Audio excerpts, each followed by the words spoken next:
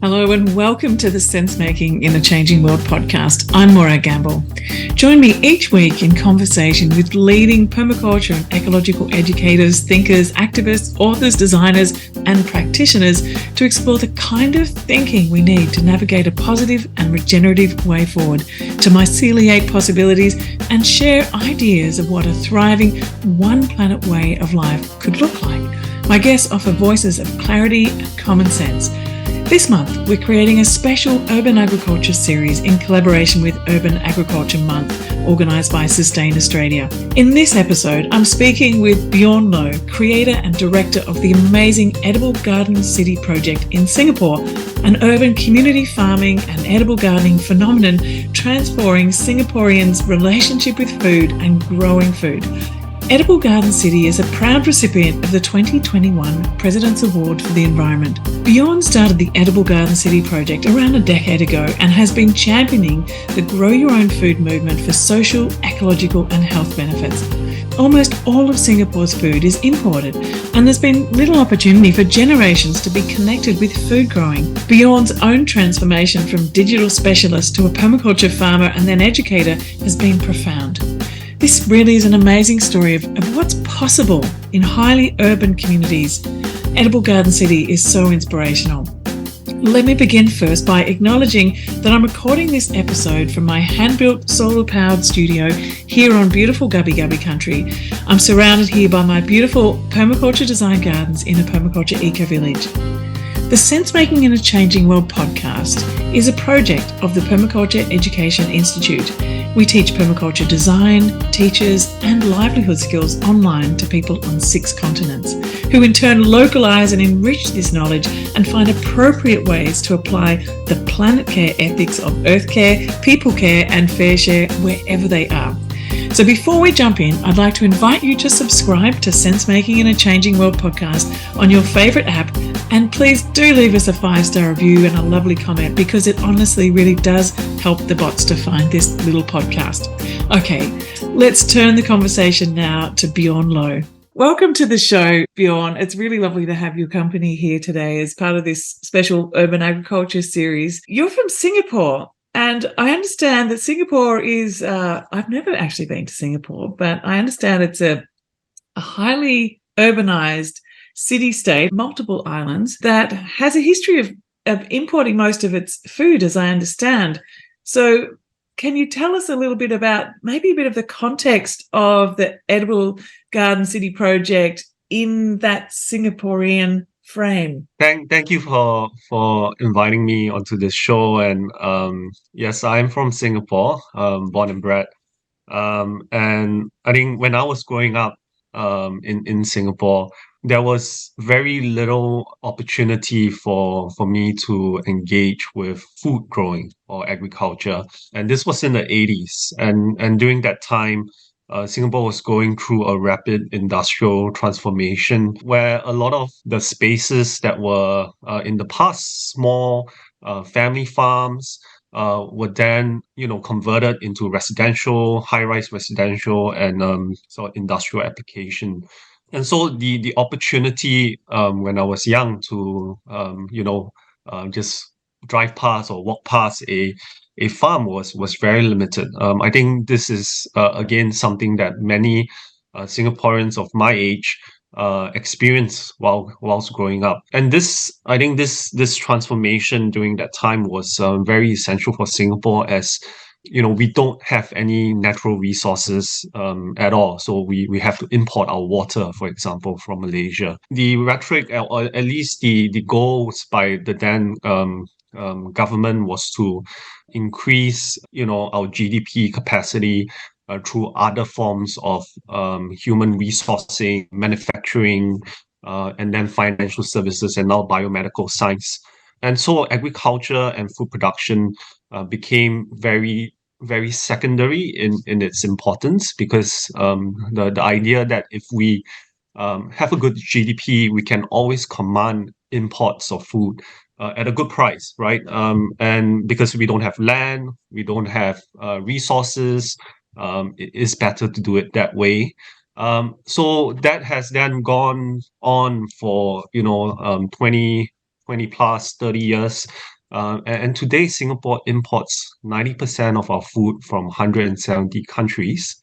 Um, Even with this kind of crazy numbers, I think the strategy around ensuring food security is still very robust in Singapore. For example, the government do put in various measures on stockpiling of various important grains, for example, rice. So there is actually a manner where rice would come in. It will be stockpiled for a specific period of time before it's then released into the markets.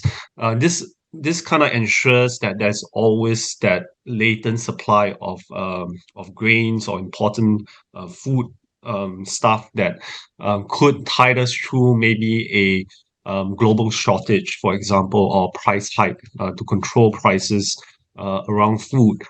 But of course, I think over this very long period of time where agriculture has played a very secondary role in Singapore, there are other issues that have come to surface, which is then the very limited understanding of Singaporeans and the entire food system. This has caused then a big culture around waste. And even though we import 90% of our food, today we throw away 700,000 tons of food per annum. So this disparity is something that we are trying to kind of identify and help address some of these challenges.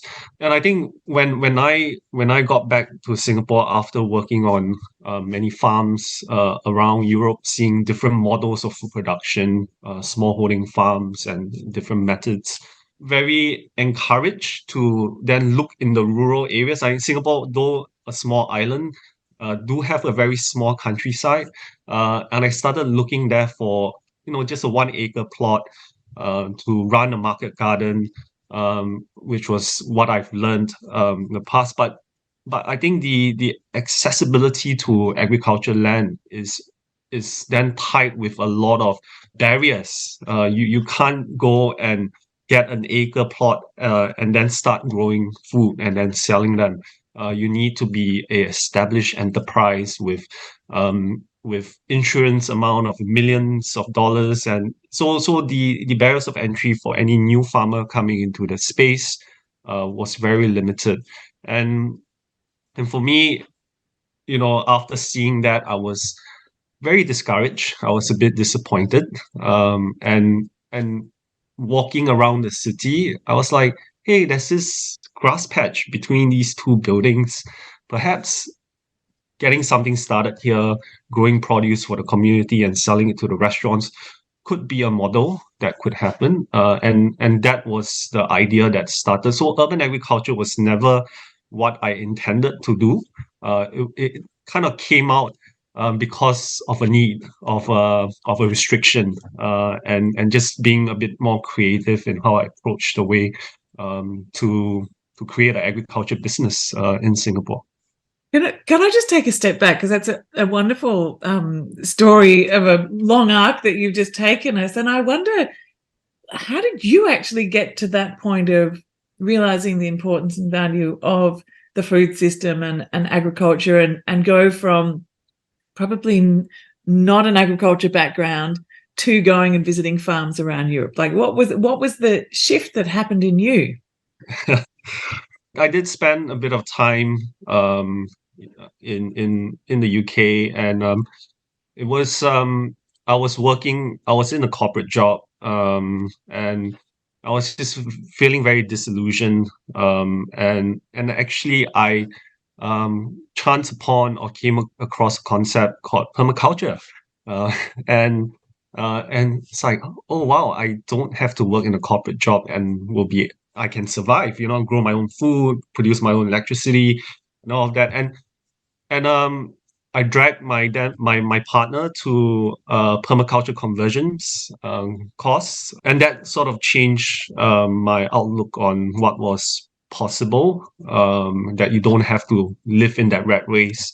With that spark of interest, got me to quit my job and then went to work on farms, which then led me to a biodynamic agriculture college, which I then got a diploma in biodynamic agriculture, which then again opened up a whole new paradigm of approaches to food growing and sustainability and closed loop farming. All of these were, the sort of stepping stones and building blocks towards how Edible Garden City was conceived, around some of these philosophies and ideas, around self-sustainability.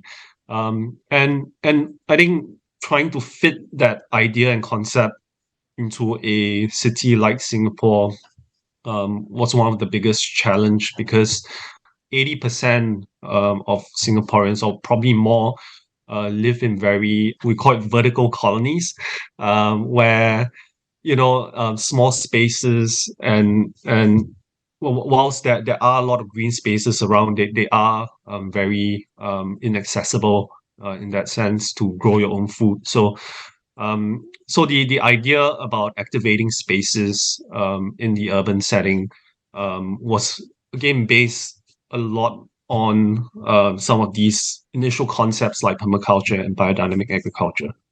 I think it's really interesting, like you're saying, this sort of the vertical colonies, and Singapore is known as like one of the greenest cities in the world, and a lot of green space, but like you're saying, it's inaccessible. So this idea of the commons and the access to spaces in which you could actually have input and the possibility to grow food. So can you tell us a little bit about, well, one, what is the Edible Garden City program, and what does it look like in its multiple dimensions? And maybe also weave in a bit of the thread of how the Singaporean government is shifted its gaze to thinking about, setting goals for actually growing more food in the city and supporting people to do that.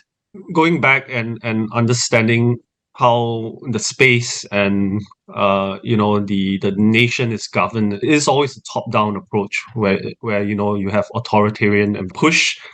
So they have done a great job in greening up the spaces, because that was always used as a neoliberal tool to attract investments into Singapore. But I think the National Parks Board has done a great job in terms of embracing community gardening as one of their main push. Today there are thousand plus registered community gardens in Singapore, under the National Parks Board, in the public housing estates, which are run by residents. So in that sense, the greening and the participation of community is very robust and well developed. But again, these are predominantly driven from the top down. So that there's a high level of bureaucracy in terms of how community gardens are pushed out and who can participate and who can't. And of course, the limitation of space, even though there's a lot of space around, so these constraints are still evident. And I think generally greenery in Singapore is very manicured, it's very manufactured, it's well planned, and it's well maintained, but it's not maintained by the community or Singaporeans. We have a big reliance on foreign migrant workers, and many of these landscape workers are from countries such as Bangladesh, India, who do the hard labor of maintaining the landscape. This, I think, causes a sort of a split, or at least as a Singaporean growing up, it's very hard to feel in touch with the greenery, because we do not participate in that greening of Singapore, which I think over time the government has tried to increase participation through the community gardening programs. But I think the generations prior have already lost that at least that touch with the landscape. So that those are some of the challenges that I've at least seen within the last 10 years. And I think the idea of getting people to reconnect or to be part of that process, the greening process, is through growing their own food, because there's always a outcome and there's always a reward when you do harvest your own produce, that people can look forward to, and it's an easy segue into then that greater connection with nature. And so, in terms of this growing your own movement that you're championing in Singapore, where are people doing this? How is this unfolding? Where are people finding space, and how are you supporting people finding space in the projects that you're setting up? So, of course, there are mechanisms to help people start a community garden. I think the government has done a great job in providing those resources, and if in some ways access to community gardens. While we perform a much different role within that ecosystem, and we try and find underutilized spaces within Singapore to activate. So a lot of our early work was in rooftops, underutilized rooftops that, for example, rooftop car parks. In Singapore, it's really hot and humid all year round. And the idea of parking on a rooftop car park is shunned by many. So you can always see on a rooftop car park that there's typically no cars there. And the first pop-up we did in 2015 was on top of a 30,000 square feet rooftop car park. And we activated the space using urban agriculture, invited the community to participate. And this sort of placemaking type initiative actually brought people into a space it's not used, and then to engage and participate in food growing. And the idea is perhaps in the future, this could be allocated into allotment plots that people can adopt. These kind of space activation programs allow people to at least start to get their hands dirty, start to learn about food growing, start to learn about different systems, such as aquaponics, or soil-based growing, or even hydroponics, if they so wish.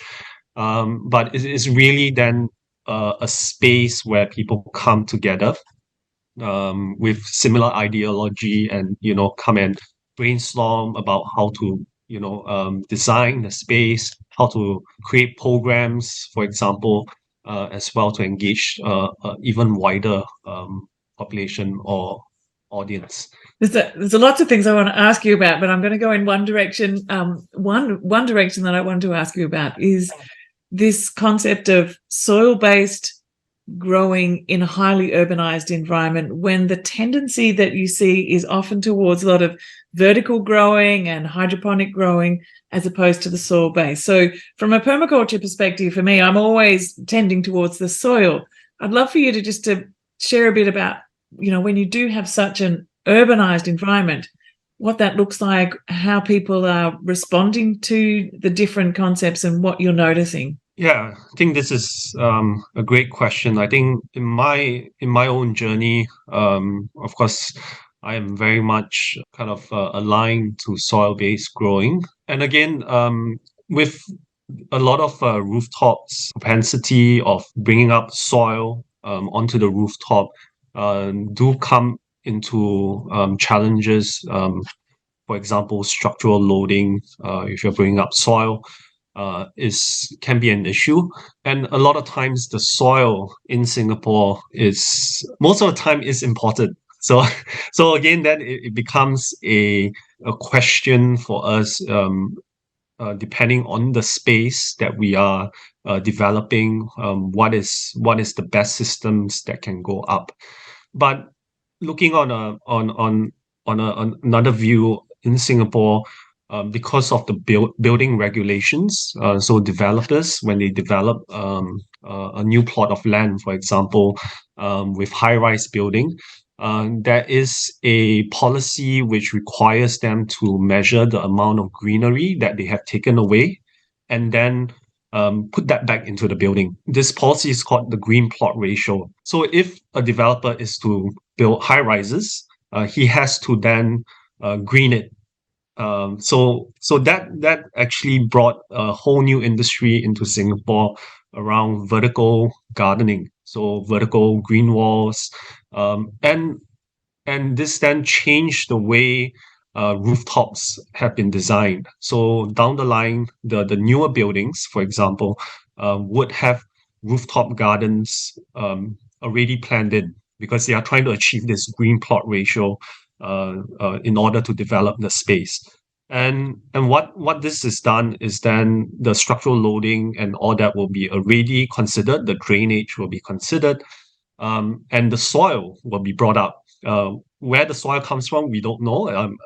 We know that they are more or less imported from Malaysia, and then backfilled into the rooftop gardens, for example.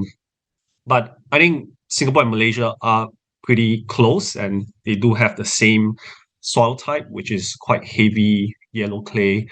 And so when we do start to engage with these already designed rooftop gardens, a lot of our work is then to convert these spaces from an ornamental garden into a food producing space. And this is really a low hanging fruit for us because the gardens are there, they spend massive amount of money to put that up. It's just a changing of mindset for of the building management people, and then implementing it by changing the crops. And we tend to use a lot of sustainable methods to convert the spaces. So one of the earlier instances, we did a lot of green manuring at the start.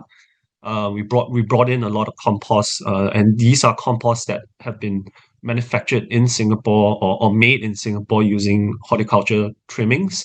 It's like the municipal compost you get in Australia. It's not well composted down. It's still a bit woody, and it does, if you dig it in, it robs nitrogen. So we try to solve that by growing a first crop of legumes, and then always digging that in so that we can plant the main crop post that. And this has worked quite well as a sort of process for us, and also has a great educational element within that. And what we saw also during the time of sowing these cover crops or green manure was that it always invited or has a latent sort of aphids within them. And then there will be a massive aphid boom. But over the 3 to 4 months period that we're managing this green manure crop, you see the ladybirds come, and they come in droves. So quickly you can see that the ecosystem or the biodiversity increase over a short period of time through application of green manure within these spaces, and then the bird life improves, and all of that. So it's really been quite encouraging through that process. And what we then did was also started to look at various techniques of growing within the soil-based agriculture system in Singapore.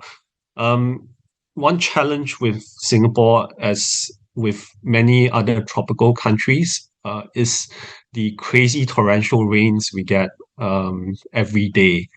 And the rain sizes, when it drops, it's big, right? And the thing is, if you have an open bit, like a open bit that the soil is exposed, when the rain comes, it washes away the topsoil immediately.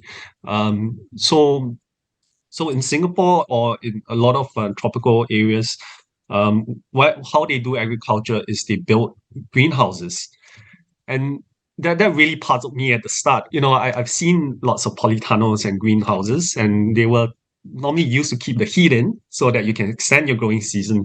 So I was just scratching my head. Why are there so many greenhouses and plastic houses in Asia where they're growing crops, and that is to really stop the rain from hitting the open field that's being cultivated. And so when we approach some of these challenges and not building these greenhouses, food forests came to mind, and the implementation of a multi-layered growing system allows the sort of bigger trees to break the rainfall, and then with the cover crop, and then your second story, your third story of food producing plants was something that was very easy to implement in Singapore. And for rooftop gardens, I think that creates also a good aesthetic with a diversity of plants, because we are very familiar with landscape gardens. So this provide an alternative to landscape gardens as well, but is food producing. But the challenge then with applications of these food forests within the urban context is that typically the food that is produced, because we have to then use native plants, are produce that are unfamiliar to most people in Singapore. Because a lot of the eating habits today in Singapore is quite global. We demand strawberries all times of the year, even though you can't grow strawberries in Singapore. So people are not familiar with a lot of these native food that grows and thrive within the environment. So then there needs to be quite a bit of work in encouraging people to use some of these herbs or vegetables or fruits, and make it more accessible in that sense. What are some of the So things that you were saying that grow really? What are some of those native foods that you just mentioned? things like so from the carbohydrate standpoint, you have sweet potatoes, taro, yam, you have jicama beans, so things that uh you seldom do see some of these in large amounts in the supermarket. The green leafy stuff, things like sayur manis, which is sweet vegetable, ulum raja, doang kadok, things like that. So they are things that you might find in the wet market, not in the supermarkets, but in the wet market only specific days, because the demand is not there. So they for the retailers or the store holders, they don't bring it in very often. A lot of these food have been used in more traditional Malay cuisines, Peranakan cuisines, and so it's still not very accessible in terms of how to use it at home by many Singaporeans. So, in what ways have you been weaving that into your programs? Is that through working with chefs and restaurants, or is it through education programs that you run in your demonstration centres? And how are people responding to this? We use different techniques in trying to create awareness around this. So what you mentioned was correct. We work with chefs a lot. I think that translation of something that is unfamiliar into something that is yummy on the plate, and providing guides of how to do that, it was something that we have worked with a lot of chefs on. So we had we have a community supported agriculture box scheme called the Citizen Box. And within that, there's a lot of sort of native produce in that, and we do work with chefs to then create recipe cards that goes with them. And in our education programs, we talk a lot about things that people can grow at home, without massive amount of intervention, for example. So it doesn't need to be in a climate controlled environment. It can grow in the very harsh tropical weather, because a lot of these plants are perennial plants. And so you don't have to reseed and resow every single time, and you can just constantly harvest from it. So we encourage people to try growing that at home, whether it's in that small little patch, because every public housing, they have at least a walkway or strip or small little corner outside of their flat where they can actually grow something depending on the amount of light. So we try um, and most of these spaces are low light level areas. So we try and introduce to them a lot more shade loving plants, like the pandan, like some of the gingers, for example, which thrive a bit more low light levels. Uh, Things like the Indian barrage, which has this beautiful oregano smell. Um, do thrive in these low light level conditions. So these are easy to grow plants that will keep things interesting for them, because it's hard to fail on some of these plants. They are quite resilient. I think putting them on a route of success is, I think, the first win for us. Yeah, that's fantastic. And ones that are really low maintenance, I think that's fantastic. And also ones that just keep giving as well. It's not like you have to keep planting and pulling and planting and pulling, and having a little bit of space. I was wondering about compost. Is there a municipal composting scheme beyond the garden waste, but the food scraps? Is that something that's starting to be collected yet, or are people doing it personally in their own garden systems? So, unfortunately, I think at this point there isn't a national-wide program of food scrap collection for composting. Though there have been a lot of, I guess, community initiatives or civil societies initiative around composting. I know of a couple of programs, for example, Black Gold, where they come together as a community to make compost. And this is then everyone brings their waste. They have a space in one of the parks, and that's where they sort of turn their compost and create their compost. Then there have been other sort of waste to fertility initiatives around the black soldier fly. So there's quite a few black soldier fly farms in Singapore. The limitations of these black soldier fly farms is they are very particular on the type of food waste that comes in, and a lot of times it is pre-consumer food waste. So feeding them okara, which is a soybean waste, and then fermented grains, which is from the brewery process. So they do solve the food waste issue, but it's a small part. And then, but what they produce is a great fertilizer, though, that goes back into the gardens. Yeah, and the general sort of waste or green waste that comes out from Singapore, because we are a garden city, that there's a lot of horticulture trimmings. And in the past, there were bigger operations that do produce municipal compost. But again, with the challenge of space and land accessibility, many of these have moved overseas to Malaysia, because it's just hard to operate in Singapore because of the costs. But hopefully in near future there will be more initiatives around this. If you look at Singapore as a organism, right? The amount of food it imports, if we are able to just capture that 700,000 tons, the amount of fertility that we can produce could feed us for a long time. Yeah, phenomenal.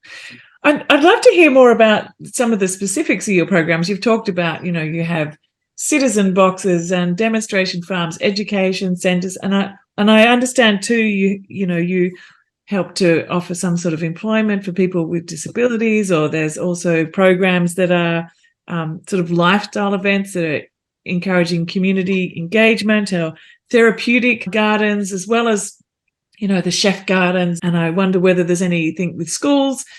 Maybe if you could just kind of paint a picture of the kind of initiatives that you've been able to activate in Singapore? Yeah, maybe I could just put it more in a timeline of how we started and how things came about, because we didn't sort of create a master plan of how we were going to approach this thing called urban farming or working within the food system. It all came in specific timelines, and we actually started by building herb gardens, and that was because it was hard to get land. And I think at that time we were given opportunities by chefs trying to grow their own food but failed, and they had some patio space, small space in their restaurant, and setting that up for them was a very low hanging fruit.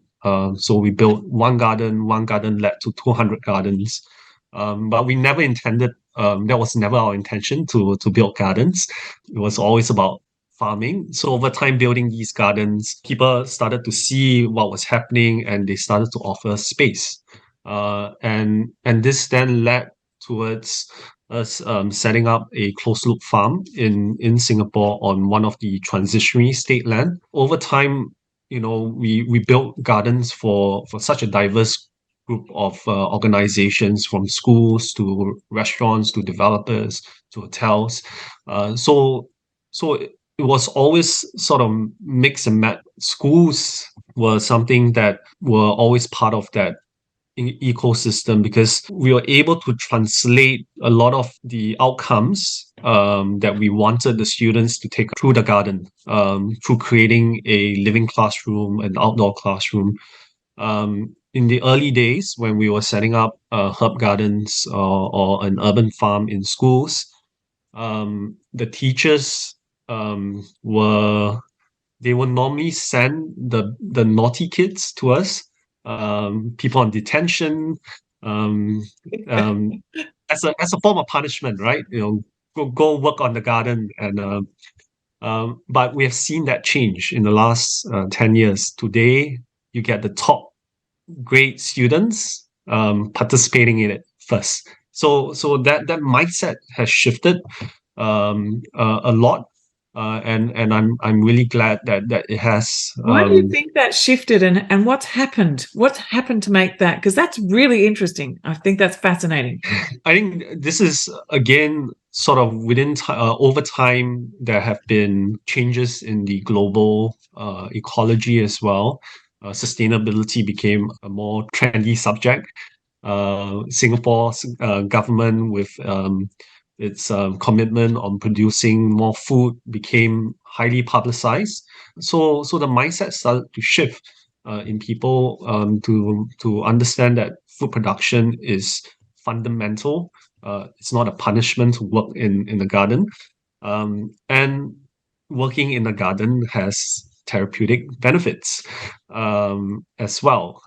So it became, now it's no longer a punishment, and it's seen as a therapeutic session where you can learn and understand your natural environment. And I think this has to do with the work globally that all the ecologists, the urban agriculture enterprises, and the people in the food system, to be able to drive this positive change around the world. Yeah, that's amazing. So shifting from being a punishment to being a pleasure out there, which is really fantastic. And I wonder too, if you could just go back to that description that you used before about the closed loop farm, and what do you mean when you say closed loop? Can you just describe that a little bit more of how that system works?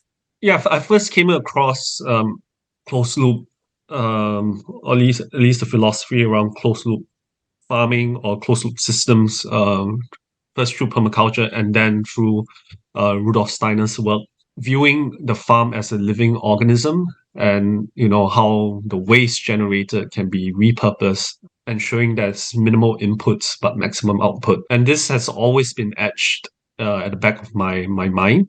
It is hard to apply some of the ideas that you apply on broad acre into small rooftops and urban spaces. When we came across 8,000 square meters land in the middle of, in urban Singapore, we thought let's give it a fair go at this. And at the time, before food waste became a trendy subject, we started the first black soldier fly farm at our farm at our location, where the idea of bringing in waste, converting it to fertility, and then feeding that back into our growing system was our attempt at creating a closed loop system. It's not ideal, but it was an attempt.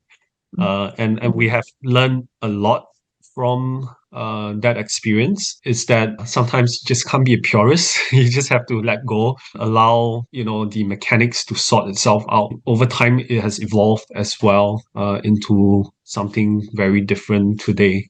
I think within that closed loop system, we made quite a number of mistakes as well. Because if you look at closed loop, it's just not about fertility, but about resource use. And we have quite a number of indoor farms within that space, which are very high energy inputs to produce a crop of high value, which unfortunately is the only way that we are able to survive at this point. I think we try and manage the different levers to ensure that we are producing a positive outcome.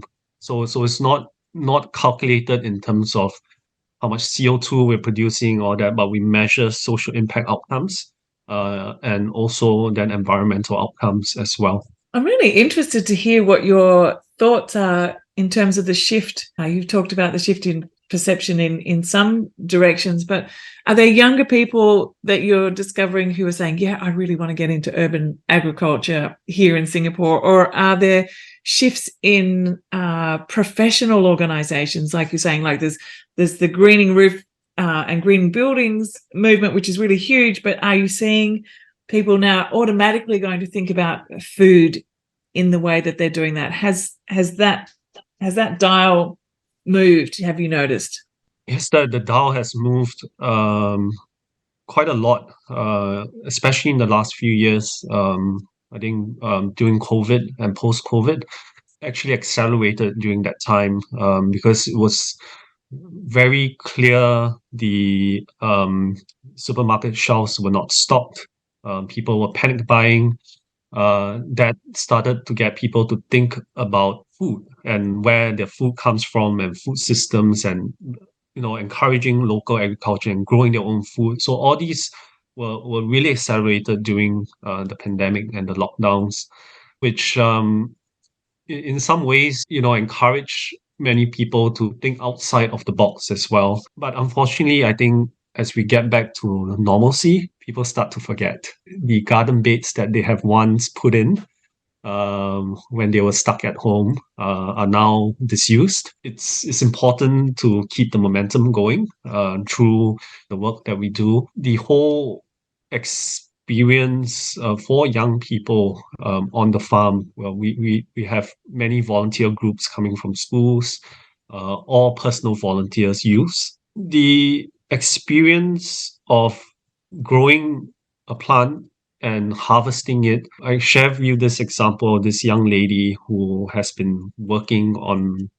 the farm, and during harvest, one or two of the vegetables fell from the box, and she was like, was really caring about the fallen vegetables. Like, oh, you can't waste that. It's such hard work, and so then the transformation is not just about the growing process, but also educating them on the work that's required and about waste.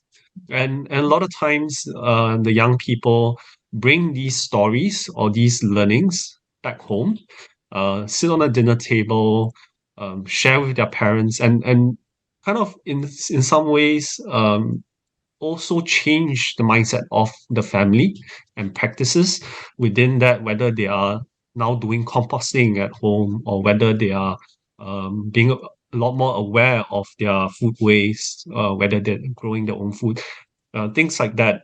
So I think young people are a very important catalyst within the entire space of food sustainability, and we continue to reach out and work with young adults and school kids, and even kids from childcare.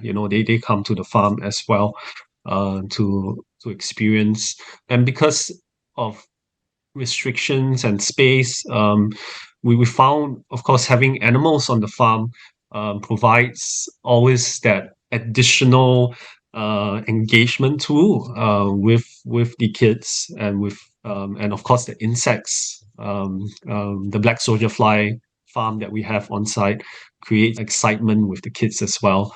I've seen that so many times as well here in the projects I've been involved in, and how to that you really don't know how far it's going, because once it's sort of catalyzed in someone, it just keeps going and going, and I think it's phenomenal. I think over the years, having experienced all of these and spoken to various people around the world, like you, uh, comes back to me realizing that we are all doing the same thing. We are all the systems and the models are the same. Whether there are nuances of how we tweak it based on geographical or climate, the systems are the same, or the approaches are the same. So I think it's important that collectively, as a global community, we're able to share a lot of these learnings, failures, know-hows with each other. In a way, open sourcing these learnings and ideas so that it can be adopted and adapted for all parts of the world. Yeah.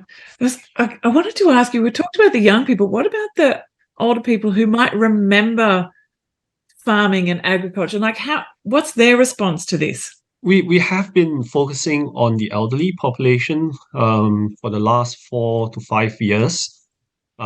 We And we started because we were asked to do a project for a low-income housing district in Singapore, where we started a farm called Grandfather Farm. It's called Akong Farm, and this was more adapted to a social service response, because they found that elderly males had a propensity to fall into social isolation a lot quicker, and because they don't open up to the counselors.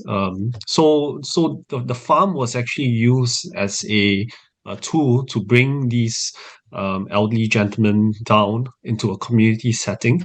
And it was really interesting. In 6 weeks, I was able to see this gentleman by the name of Mr. Lim. He came down on week one. He was looking down. He was not speaking, and very detached. Right by week six, he couldn't stop talking. He couldn't stop him talking. So that transformation within a 6 weeks period, he found a community.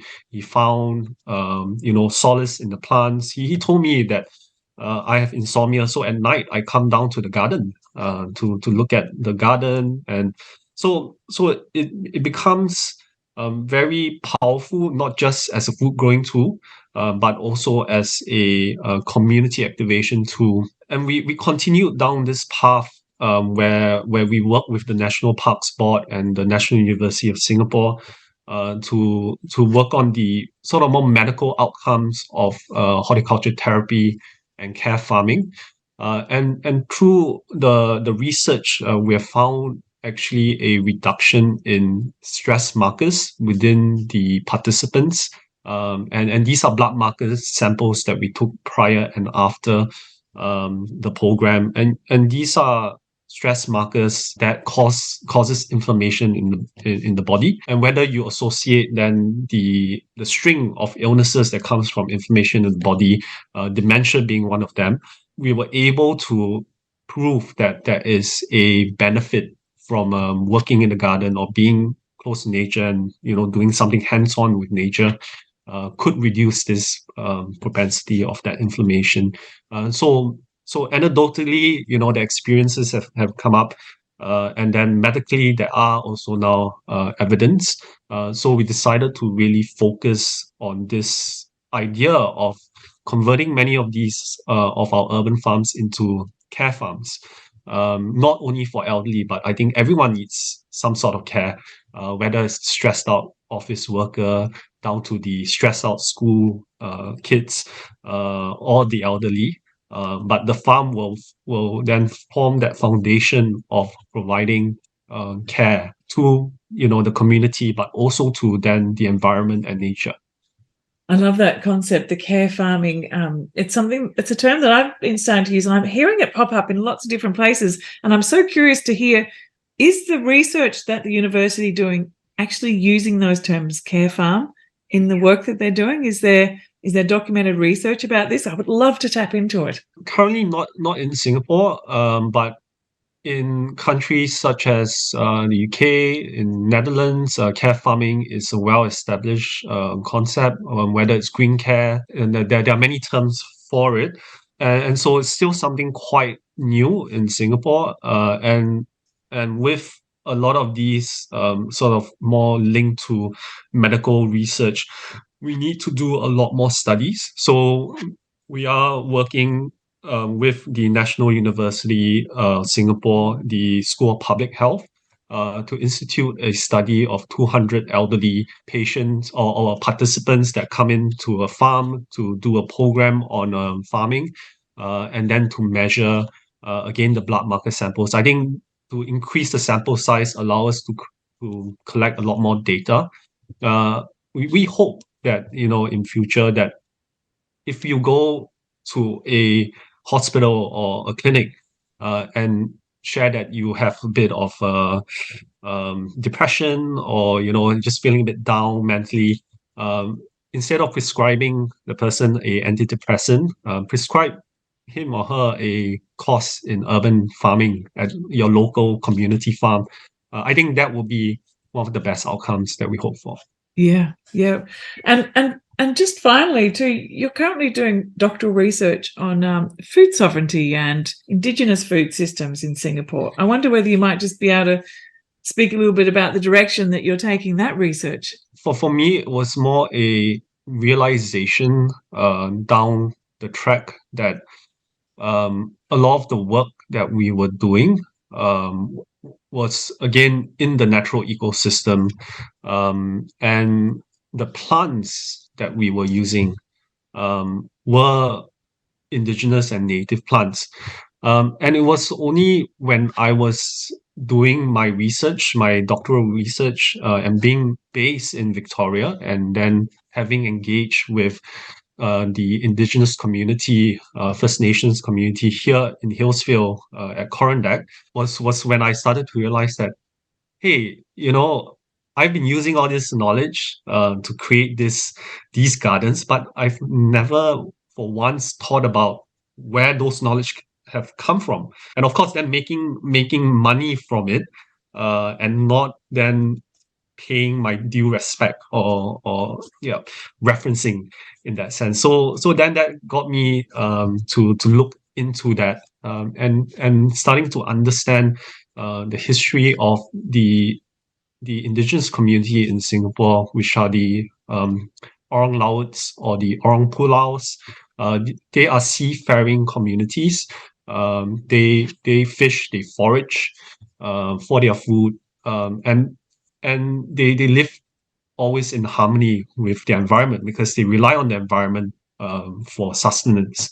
And during the development of Singapore, many of them, actually all of them, were displaced from their traditional homes, from the islands into mainland, put into high-rise buildings. And I think the challenge with the modernization of Singapore is that these practices that they once were doing, they are not able to continue.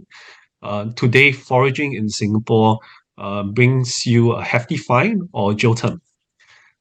So these considerations is what we're starting to look at, and how we can actually bring a bit more awareness around indigenous rights around some of these practices. I just want to ask you, sorry about the foraging piece that you just said.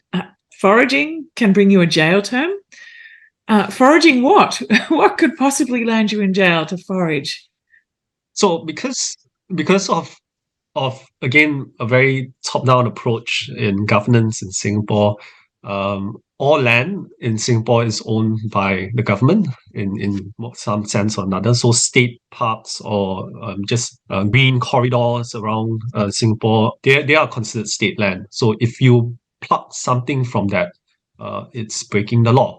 But this is everywhere in Singapore. So if you're foraging from nature, from a forest, you are encroaching on state property in that sense. So it brings you. So are there state gardeners that are foraging and harvesting the food that's grown in the public places and doing something with it instead? So again, it's a blanket law. They have used that a few times to incriminate people because I don't know if you know of this fruit, durian. It's a durian. So there are wild durian trees in Singapore, and because it's such a delicacy, people will, find those trees out. In a way, it's a deterrent for people stripping, state forests or nature reserve, again, without consideration of practices of the native people. So perhaps, hopefully, through food discourses with the Orang Laut community, to get them to understand the history and the culture and the practices, we can slowly change the mindset of policymakers to actually recognize this. Yeah, that's amazing work. So how far are you into your doctoral research? Are you almost there? Yes and no. Yeah, I wish it was over. But I think what we will do at this forum, because you will hear from Firdaus, from the Orang Laut who will fly into Sydney to share his story. And I think this will allow also for the indigenous community in Singapore to build links with the First Nation community here to learn on how to communicate, his cause to the government in Singapore. I think will be a really good exchange. So I'm really looking forward to his sharing as well. Yeah, well, thank you so much for taking the time to speak with me today. I really look forward to meeting you at the Urban Agriculture Forum in Sydney coming up. For everyone who's listening, this podcast is part of the Urban Agriculture Month, which is hosted by Sustain Australia, and both Bjorn and I will be there with many other urban agriculture folk from around Australia and beyond, exploring these themes. So I'm sure that the materials that come out of that forum, if you're not able to get there, will be made available so that you can access them as well. So thank you so much for joining me. It's been an absolute pleasure to hear about the work that you've been doing for a long time in Singapore and to really understand the dynamics of urban food systems from the context of your country. It's absolutely fascinating. Thank you so very much. Thank you. Thank you for tuning in to this episode of Sense Making in a Changing World. Check out the show notes below to find the links to Bjorn's project and the Urban Agriculture Month activities. Also, check out the notes for where to find details of our permaculture courses, our YouTube blog, free masterclasses and film club. Make sure you're signed up to hear the news and updates, and come and join us at the Permaculture Education Institute to learn practical skills for designing and teaching permaculture and actually making a good livelihood doing it while living a permaculture-inspired one planet way of life. Thanks for joining me. Take care. See you soon.